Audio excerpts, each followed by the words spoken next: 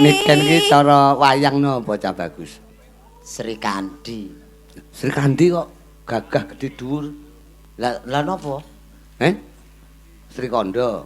Sri Kandi ya Sri Kanda. Lah kok kaya wong lanang Sri Kandi ki pawakane miwing mlakune ndangan. Nek ngene iki moblong-moblong sing diarani wanita blongor-blongor ki kaya golek kencana ki ya Niken Salindri iki. Oh, Sri Kandi ora kaya golek kencana. Oh, Durpati. Sapa? Durpati.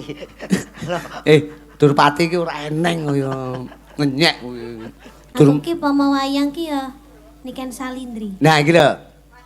Pawakan Drupadi nalika ning Wirata jenenge Niken Salindri. Salindri. Oh, Salindri. Slendro lek kancamu cah mloro kaya Salindro ra melu kok. Niken Salindri. Salindri. Jan bocah ayu, suarane apik. Jamune sapa to, Ken? Hah? Jamune sapa? Jamune sapa to? Nya digawani anu lho. Iki kobongan, Pak. Dipateni.